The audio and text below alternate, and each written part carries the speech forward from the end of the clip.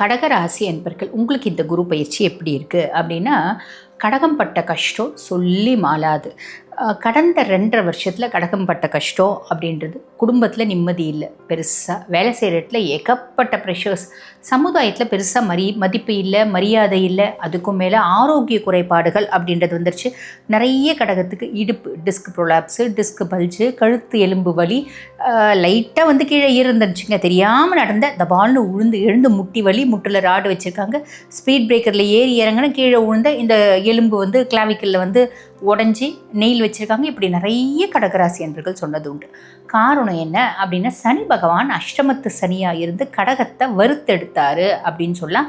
நாங்கள் வந்து பார்த்திங்கன்னா 2.5 வருஷமாக தான் கடகத்து கஷ்டம் ரொம்ப இன்டென்சிஃபைடாக இருக்குது அப்படின்னு சொல்லுவோம். ஆனால் நிறைய கடகராசி என்பர்கள் ஜாதகம் பார்க்க வரும்போது சொல்கிறது என்னென்னா, இல்லைம்மா நாங்கள் 5 வருஷமாக பிரச்சனையாக இருக்கும், 10 வருஷமாக பிரச்சனை தான் இருக்கும், இப்படி தான் சொல்கிறாங்க. சரி, அப்படிப்பட்ட கடகராசி என்பர்களுக்கு இந்த காலகட்டம் எப்படி இருக்குது அப்படின்னா, விஷயமா உங்களுக்கு சனி பகவானே நிறைய நல்லது செய்யக்கூடிய பொசிஷனில் இருக்கார். சனி பகவான் வந்து பார்த்திங்கன்னா பாக்கிய சனியாக இருக்கார். ஆக சனியை பற்றி கவலை சுத்தமாக இல்லை, அவர் உங்களுக்கு நிறைய நல்லது செய்ய போகிறார். அதுக்கும் மேலே குரு பகவான் பயிற்சியாகி குருனுடைய 9ஆம் பார்வை உச்ச பார்வை சனி மேலே பட்டு சனி எல்லா நல்லதையும் கடகடன்னு செய்ய போகிறார். பெரிய ப்ளஸ்ஸுங்களா. இப்போ குரு பகவானை பற்றி சொல்லணும் அப்படின்னா, மிதுனத்துலேருந்து கடகத்தில் தான் பயிற்சியாகி உச்சம் பெற்று அமர்ந்திருக்கார். ஆக உங்கள் சுயஸ்தானத்தில் உங்களுக்கு குரு, அதுவும் உச்ச குரு அப்படின்ற பட்சத்தில் என்ன ஆகும்? கடகம் இவ்வளோ நாள் வரைக்கும் நான் பட்ட கஷ்டத்துக்கு காரணம் என்னங்க? என்னுடைய ஒரு நல்ல குணம், நான் எந்தெந்த விஷயத்தில் என்னென்ன நல்ல குணத்தினால ஏமாந்தேன், அந்தந்த விஷயத்தெல்லாம் நான் மாற்றிக்க போகிறேன். அந்த என்னோட குணம் தான் நான் ஏமாறதுக்கு காரணமா? என் குணம் தான் நான் கஷ்டப்பட்டதுக்கு காரணம் இல்லையா? ரொம்ப நல்லவங்களா இருக்கிறது தப்பு. தங்கம் கூட வந்து பார்த்திங்கன்னா கொஞ்சமாவது காப்பர் கலந்தால் தானே நகை செய்ய முடியும். ரொம்ப பத்திரமாத்து தங்கமாக இருந்தால் நகை கூட செய்ய முடியாது இல்லைங்களா? அந்த மாதிரி என்னுடைய சில நல்ல குணங்களை நான் மாற்றிக்கிறேன் அப்படின்ற ஒரு அமைப்பு. அதே மாதிரி என்னை நான் பதப்படுத்திக்கிறேன், என்னை நான் பக்குவப்படுத்திக்கிறேன். மற்றவங்களாம் எப்படி வாழறாங்க அந்த மாதிரி நானும் வாழ பழகிக்கிறேன். பொதுவாக வந்து தாமரை இலையில் தண்ணி மாதிரிலாம் கடகத்துக்கு வாழ தெரியாது.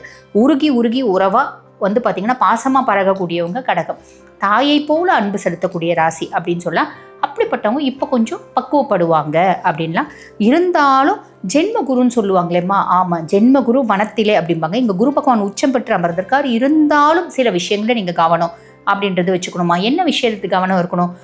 விஷயம் வந்து பார்த்திங்கன்னா, நிறைய பேருக்கு இடமாற்றம், தொழில் மாற்றம் அப்படின்றது ஏற்படும். இடமாற்றம் ஏற்பட்டால் அனலைஸ் பண்ணிவிட்டு ஒரு இடத்துலேருந்து இன்னொரு இடத்துக்கு போங்க. தொழில் மாற்றம் அப்படின்றது ரொம்ப எளிமையாக சொல்லணும் அப்படின்னா, சம்மந்தமே இல்லாமல் ஒரு தொழில் செய்வீங்க. இப்போ நீங்கள் உதாரணத்துக்கு ஒரு நல்ல வைத்தியர், ஒரு டாக்டராக இருக்கீங்க, 20 வருஷமாக டாக்டர். இந்த காலகட்டம் உங்களுக்கு ஃபேஷன் டிசைனிங் ரொம்ப பிடிச்சிருக்கலாம். ஃபேஷன் டிசைனிங் சின்ன வயசில் அது சார்ந்த நாலேஜும் இருக்கலாம். இந்த காலகட்டம் நம்ம ஏன் ஒரு ஃபேஷன் ஷோ கண்டக்ட் பண்ணக்கூடாது அப்படின்ற மாதிரி அந்த ஃபேஷனில் வந்து பார்த்திங்கன்னா ஷோ கண்டக்ட் பண்ணுறது, இல்லை ஃபேஷன் டிசைனிங் நம்ம வந்து பார்த்திங்கன்னா கிளாத்ஸை டிசைன் பண்ணி அது சார்ந்து நம்ம பெரிய இடத்துல வந்து ஒரு ஷோஸ் ஹால் மாதிரி எடுத்து ஷோஸை கண்டக்ட் பண்ணுறது, இந்த மாதிரி சம்மந்தமே இல்லாமல் போவீங்க அப்படின்லாம்.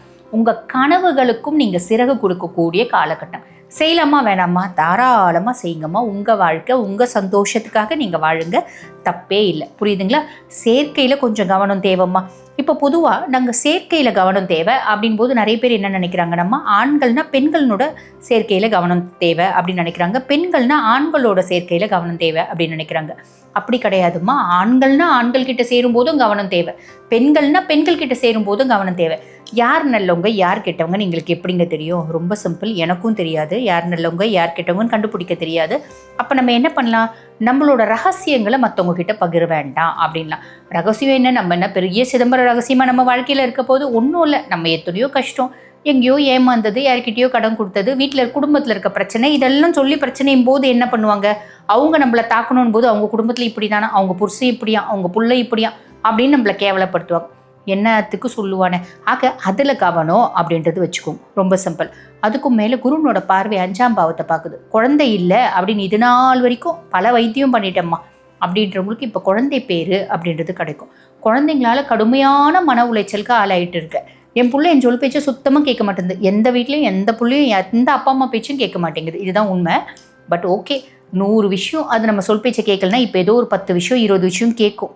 புரியுதுங்களா? ஸோ அதை கவலைப்பட வேண்டாம்.